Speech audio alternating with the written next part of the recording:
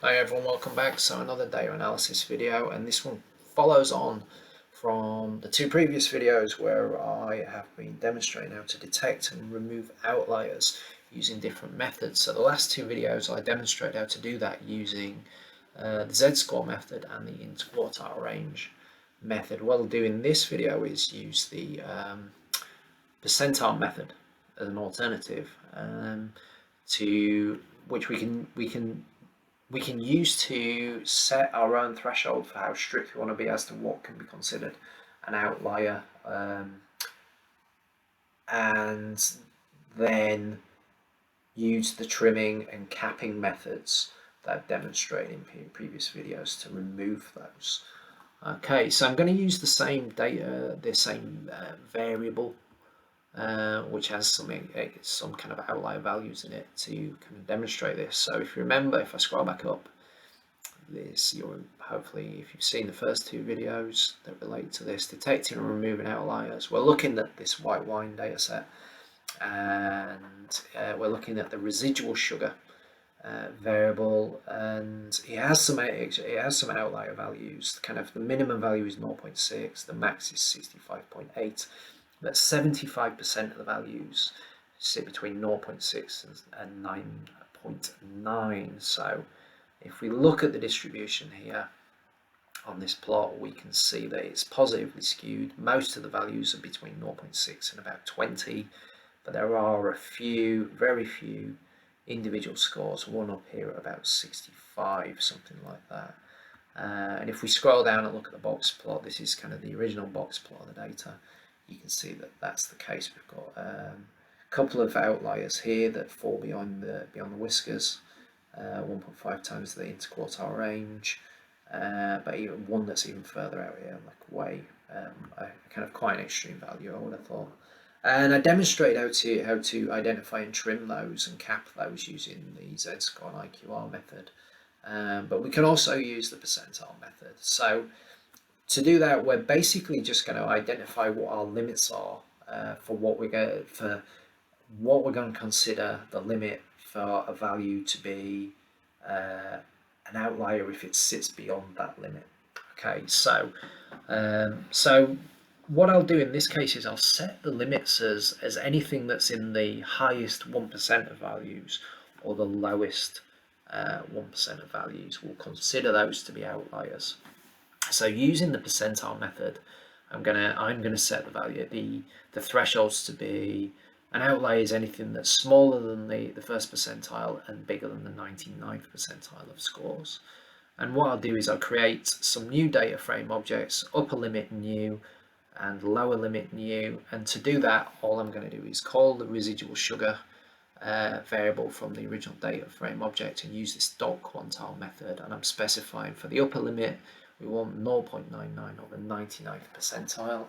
For the lower limit, we're going to set that to 0.01 or the first percentile. And then I'm just going to print the values that are returned by these two objects.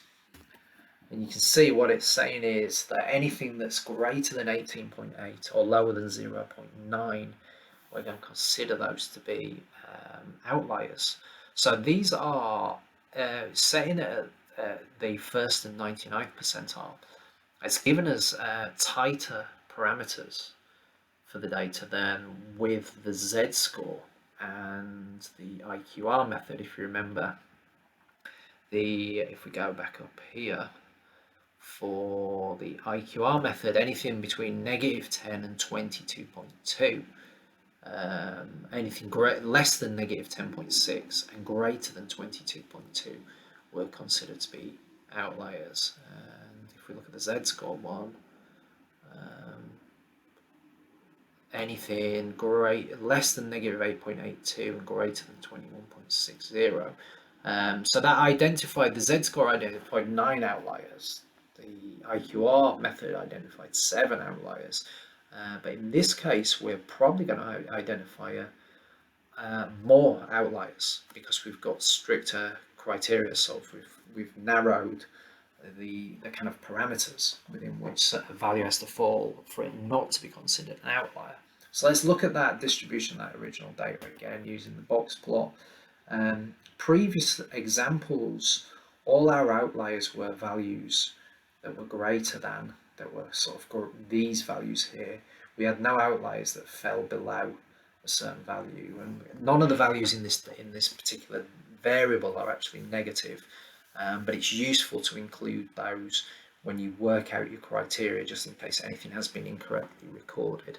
But where these new thresholds, 18.8 and 0.9, are stricter, what we might find is we have some outliers.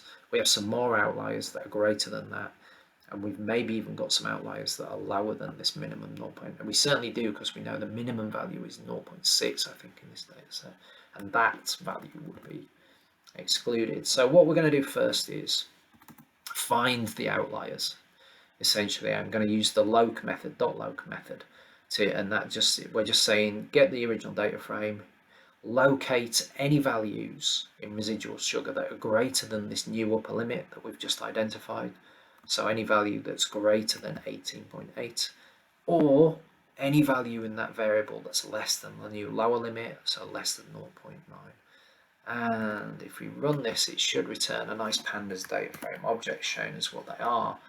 And it has, and what it's done is in this occasion, it's returned 81 rows. So it's telling us that we have a big data set. There's 4,898 values, observations in this data set. 81 of those are now considered to be outliers using this percentile method. So a much stricter criterion for exclusion here. And you can see here some of these 0.8, 0.8. So these are lower than, less than the minimum value, and some of the others here, 20.30, 90.80, these are greater than the upper value. Okay, so what can we do with these? We can either trim them or cap them. Those are our best options. So if we trim them, we're basically going to delete them from the data frame. This is the same syntax as I demonstrated in the previous two videos. I'm going to just create a new data frame object that only includes the values that are not outliers. And to do that, I'm kind of doing the opposite of what we did to identify the outliers.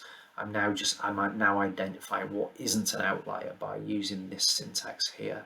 So I'm saying I want the residual sugar variable anything less than the upper limit, so it sits within between the lower and upper limit, and anything that's greater than the lower limit. Okay, so notice the difference here. I'm using an and statement rather than an or statement when we were looking for the outliers. And then all I'm going to do is use some print statements so we can see if this has worked. And what we should see here is we're going to print the length of the original data frame, which is 4,898. Then we're going to print the length of this new data frame object, which only includes values that are not outliers. And then we're going to print how many outliers we've removed. So that should be the length of the original minus the new data frame.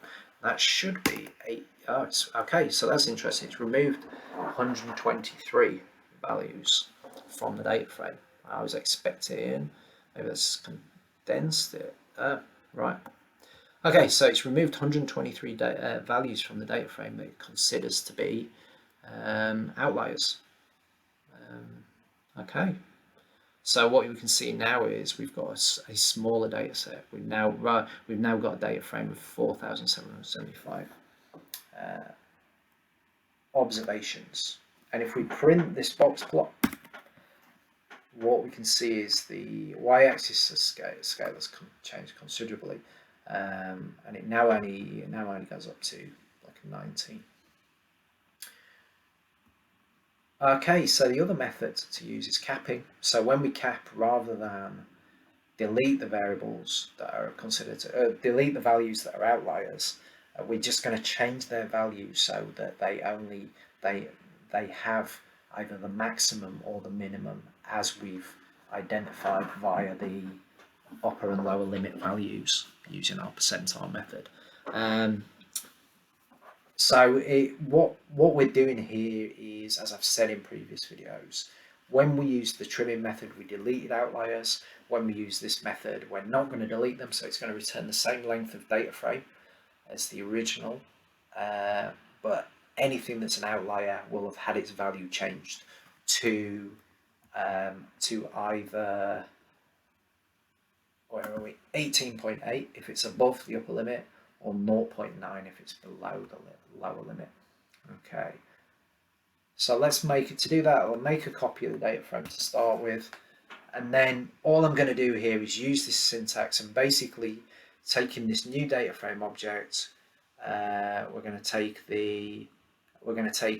use the location method, the float method, and I'm basically telling it here to take the residual sugar variable, and anything that's greater than this upper limit, set it equal to the upper limit. Same with this bottom statement here. I'm saying use the location method. Any value in residual sugar that's less than the lower limit, set it equal to the lower limit. So let's run that.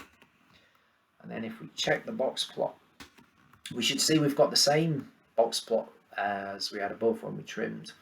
But if we look at the length of this new data frame object, we'll see it's 4,898. So it's the same length as the original. So we've not deleted any rows, we just changed their values of the outliers. So they're set to either a maximum or a minimum. Okay, so that is the percentile method for detecting and removing outliers.